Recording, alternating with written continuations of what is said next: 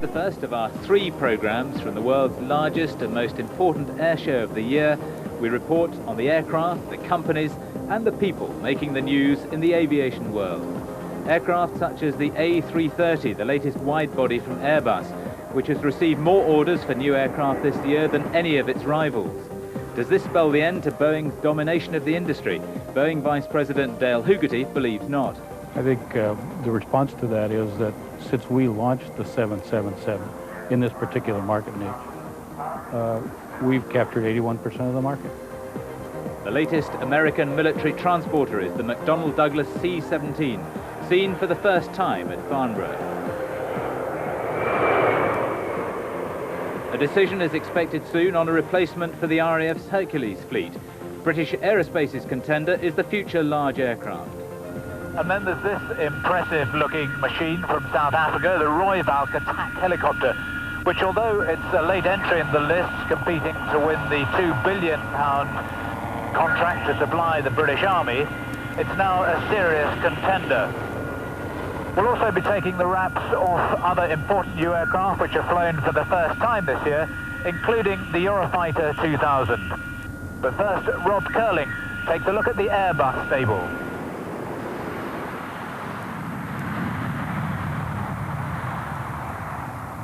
Airbus is here in force, with the twin-engined A330 and its stablemate, the 4-engined A340. This is the Farnborough debut for the A330, which in this version sports the new Rolls-Royce Trent 700. It's the first Airbus to fly with an all-Rolls-Royce engine. The 74,000-pound thrust of each turbine enables the aircraft to ferry around 330 passengers on long-haul routes with just 2 engines, and at a much lower cost, say Airbus, than its 3- and 4-engined rivals from America. As a relative newcomer, Airbus has made inroads into a US-dominated market by offering a host of cost-saving high-technology systems, replacing the flight engineer by an electronic suite, standardizing cockpit designs throughout the range, and introducing fly-by-wire control systems to the flight deck. These are ideas which capture the imagination of some, but worry others. The A330 and A340 family, some argue, require computer operators rather than pilots in the cockpit, a view disputed by those who actually fly the aircraft, such as Virgin Atlantic's Tony Ling. All this myth has gone round that it's some sort of supernatural aircraft. It's not. It flies like any other aeroplane. You can do with this aeroplane exactly as you could do with, say, a 747, a 707 or a Cessna 150. The only limits we've got is that we can't overstress it. The computers will not allow us, under normal circumstances, to overstress the aeroplane or put the aeroplane into a situation which is aerodynamically unsafe. But it does exactly the same as any other aeroplane. All right, we don't have a stick in front of us. We've got a little side stick down here. You want to ask me, I'll probably come up to what's one of the great advantages of aeroplane. I don't think I'll ever be able to fly an aircraft without a tray in front of me again. The A340 and A330 share similar fuselages, wings and flight decks and have already notched up 250 orders. This particular aircraft flew into Farnborough on only its 3rd flight, and carrying the new jade green Cathay Pacific colours, a symbol of good luck for its Chinese passengers. In direct competition to the Airbus A330 and A340 is the Boeing 777, the last major commercial aircraft to be launched this century. It flew for the first time in June this year. The A330 and 777 look identical and both have fly-by-wire systems, but Boeing's cockpit philosophy is radically different from that of Airbus. From a pilot's point of view, the main difference obviously is that the 777 has the conventional column and wheel. What that allows us to do is provide information to the pilot on what the autopilot is trying to do or what the other pilot is trying to do. Each pilot is aware of the other pilot's inputs and doesn't have to read an instrument or ask a question. So Boeing has taken a conservative approach to introducing the new technology. While computers in the A330 actually inhibit the pilot from putting the aircraft in an unstable position, in the 777, the pilot has control at all times. What we've stressed is the augmenting of the pilot control, and stress that the pilot will always be the ultimate authority. He will never let the system take over control of the airplane. If the pilot wants to override the system, he always has that capability. Once the pilot has controlled the airplane to 35 degrees, he'll be deterred from going further by an increasing force on the wheel. Same in the pitch axis. He'll feel an increasing force as he tries to go closer and closer to the stall speed. Boeing hopes to certify the aircraft for transatlantic and trans-Pacific operations from day one of its entry into service, which means an extensive flight and ground test program and a non-appearance at Farnborough.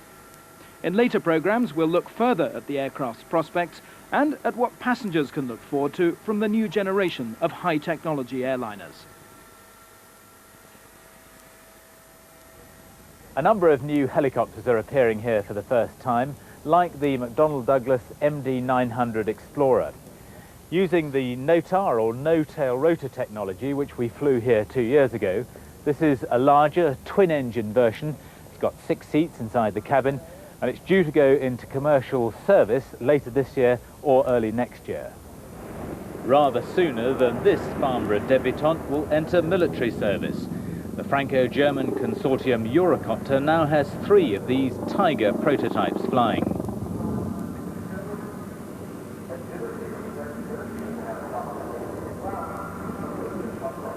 This one, flown by former Army Air Corps test pilot Andy Warner, has been impressing the crowds with its agility and aerobatic handling.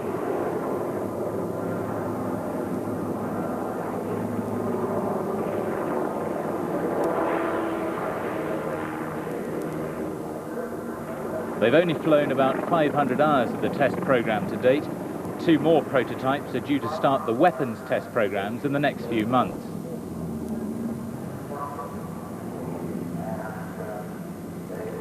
It really is incredibly responsive, reacting almost like a fixed-wing fighter.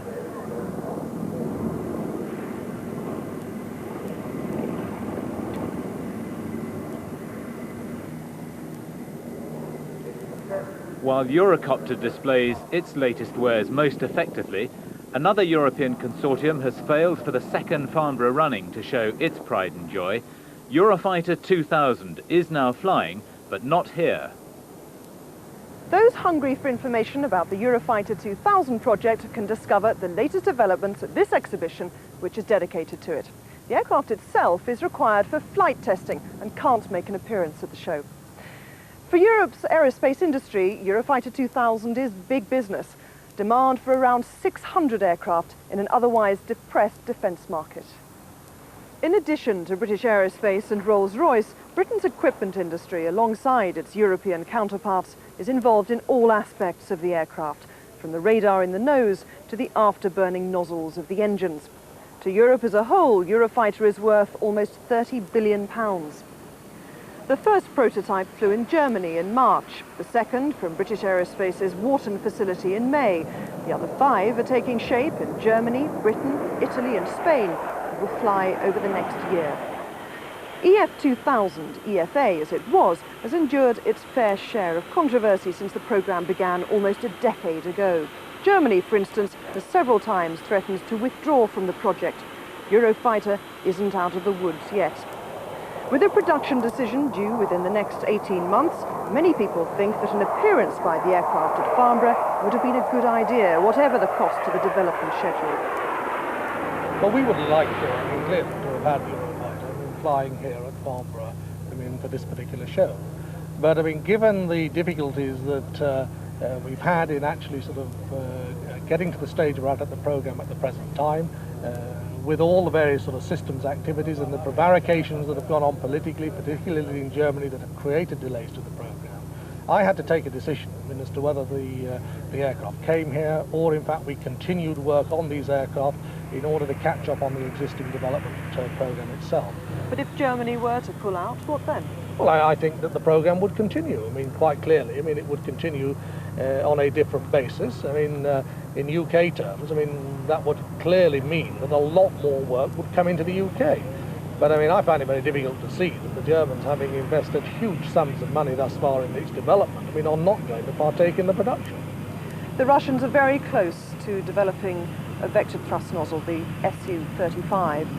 EF-2000 doesn't have that. Isn't it in danger of being outdated and outmaneuvered before it's even taken to the air? No, I mean, there is no aircraft, I mean, that is currently envisaged that will have the manoeuvrability and the agility that the Eurofighter has.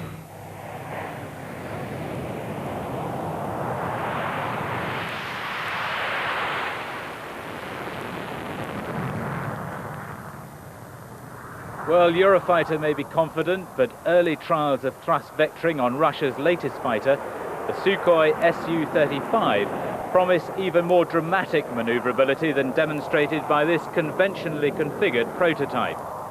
Using the Su-27 design, Sukhoi have added canard foreplanes for greater agility, a new electronic cockpit, and air-to-surface weapons for multi-role capability.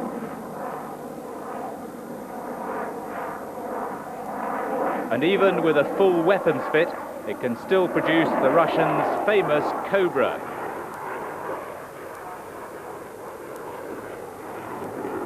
This model, without thrust vectoring, is due in service with the Russian Air Force within 18 months. In the days of the Cold War, it's this aircraft that the Eurofighter was specifically designed to combat. The Mikoyan MiG-29 has been in service since 1985, but it too was perceived as a likely opponent for Eurofighter, having been supplied to many foreign air forces. Although this 29 is mechanically controlled, not fly-by-wire, it's not short of tricks.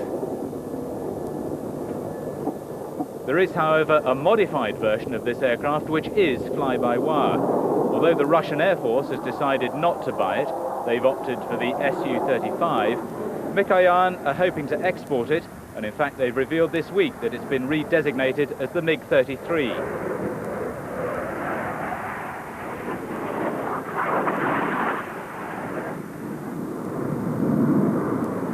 The French too have again stolen a march on Eurofighter.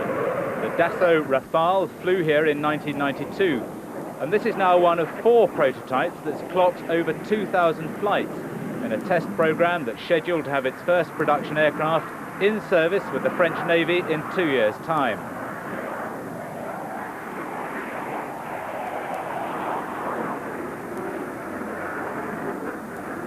Rafale was born when the French split away from the Eurofighter consortium in 1985. IFA, as it was then, was too heavy for their needs as a tactical and carrier-borne fighter.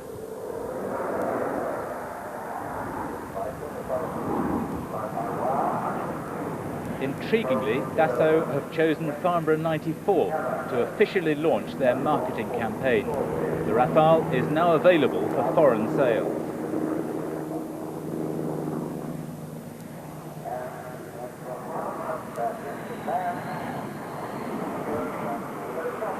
With the first flight of Eurofighter in March this year, France and the United Kingdom are once again preparing to compete with one another in the export market.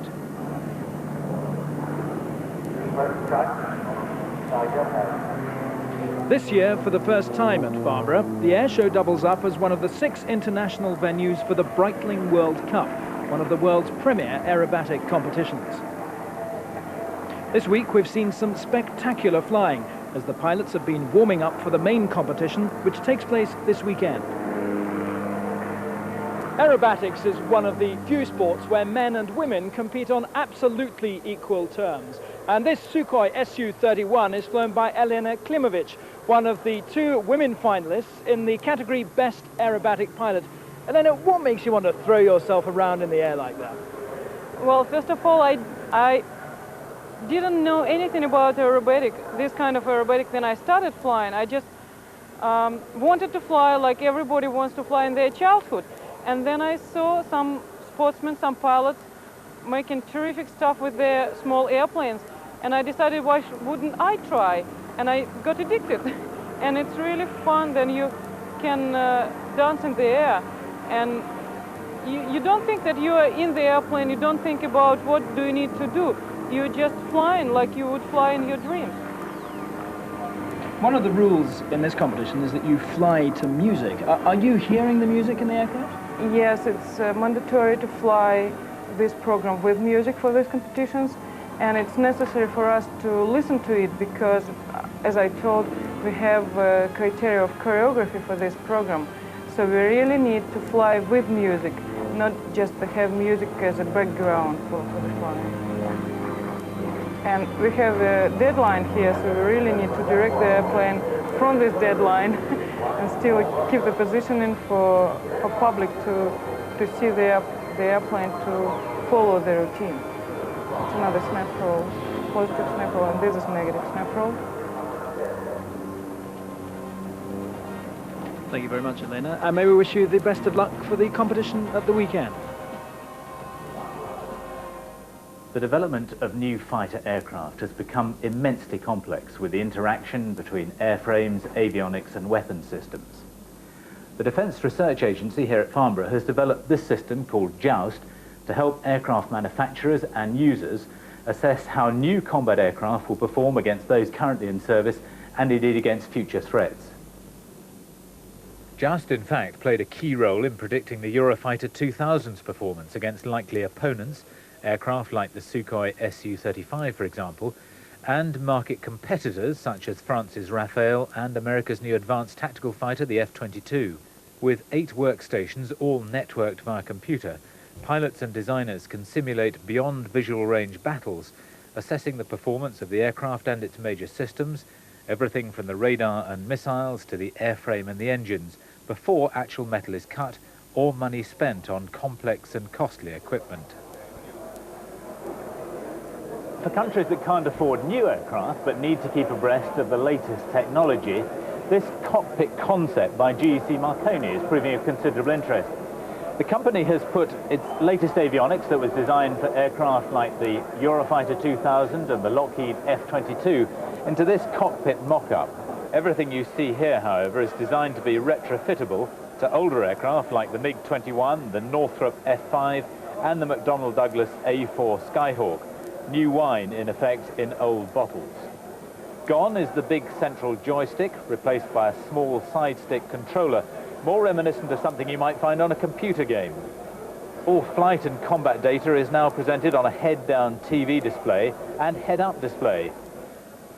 Despite the super sophistication of the modern cockpit, the Mark I eyeball will continue to play an essential part in the dogfight of the 21st century. However, with the aid of this helmet-mounted sight, technology can lend a hand.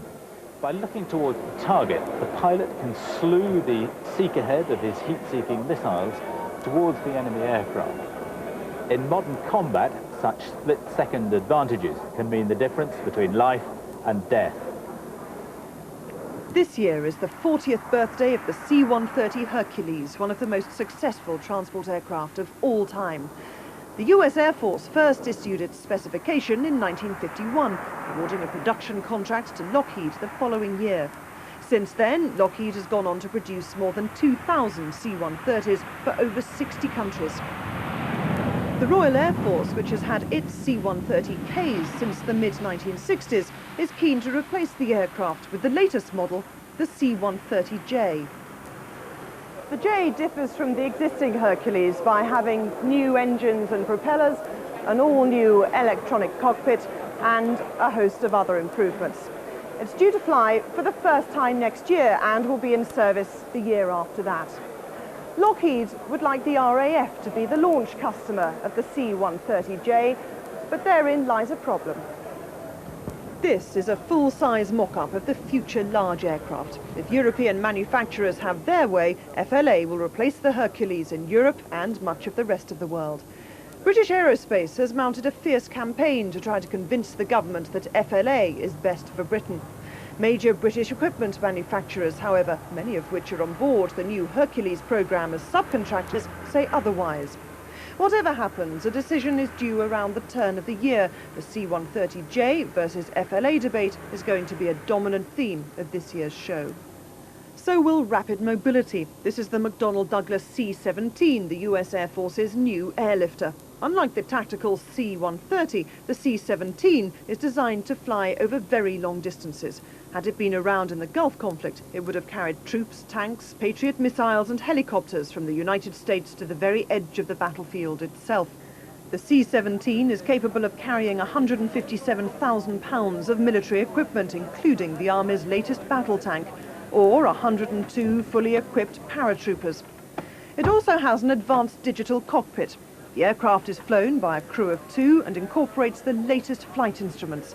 There are also 2 head-up displays to help the pilots navigate and land the aircraft in poor visibility.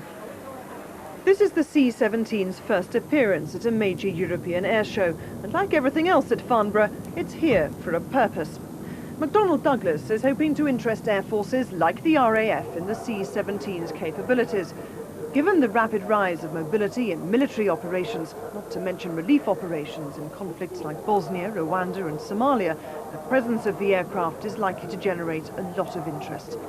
One idea is the possibility of a joint European task force of C-17s, with each nation sharing the costs of this enormous aircraft. It's due to enter full service in the USA over the coming year. 2 more helicopters making their first appearance at Farnborough look rather similar and are competing for the same market. This is a prototype of the McDonnell Douglas Longbow Apache, which incorporates state-of-the-art avionics and radar technology in a battle-proven airframe. Its look-alike is much less familiar. In Africa, if a predator is exceptionally strong and dangerous, if it hunts and stalks its prey like no other, if it moves silently like a soft wind and strikes swiftly like a bolt of lightning, stories will be told. The romance and mystique of Africa seems a long way away from Farnborough, but the changed political situation in South Africa has allowed the South African aerospace and defence industry into the show for the first time. And their star turn is this impressive-looking beast, the Rooivalk, an Afrikaans name meaning red kestrel.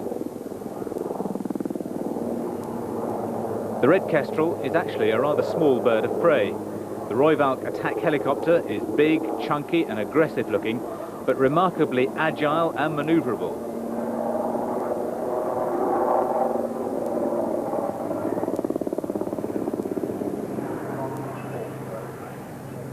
The Rooivalk will carry a similar weapons load to the Apache, but its avionics fit is likely to be less sophisticated.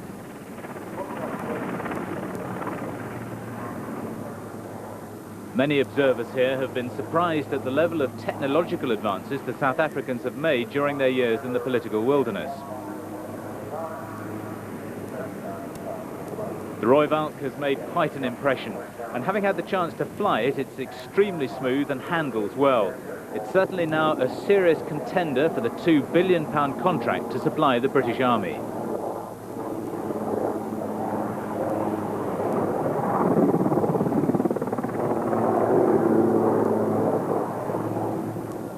For the first time since 1988, the European Space Agency is back at Farnborough with this striking space pavilion, shared with the 2 British space industry bodies, the NSC and UKISC.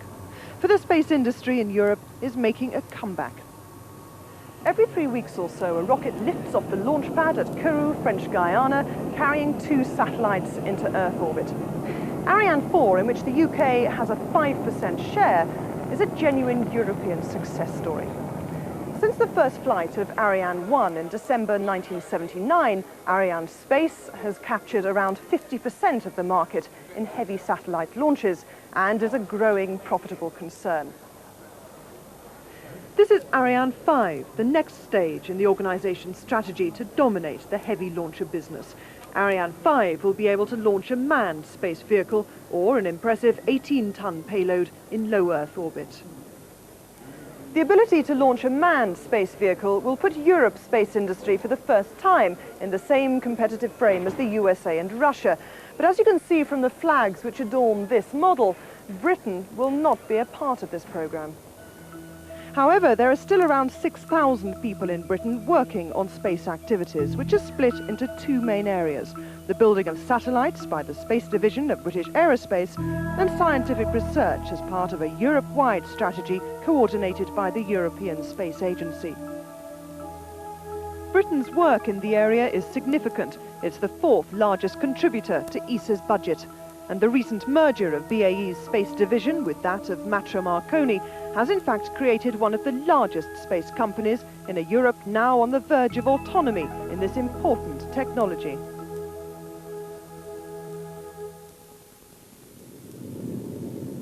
From the hardware of the future to the pioneering technology of the past.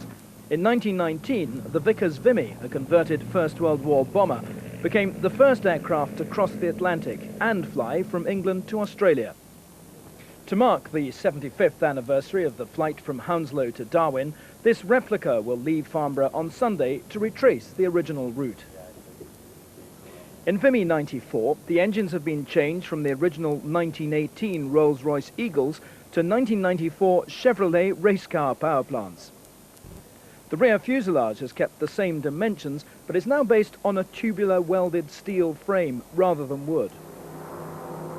But the performance is still impressively the same, if only for its incredible slow speed, 91 miles an hour at cruise and just 45 miles an hour on landing.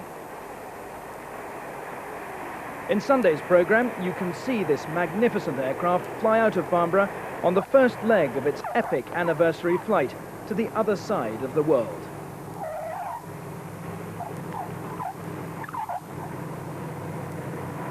It's astonishing to think that just 50 years after Alcock and Brown's epic flights, Concorde first took to the air. In our next visit to Farnborough, we look at where air travel has been and where it's going. Hello there, my name's Caroline and I'm going to be doing in-flight beauty therapy today, doing complimentary back massage or a manicure in the lounge area. We'll have some fairly dramatic flying too.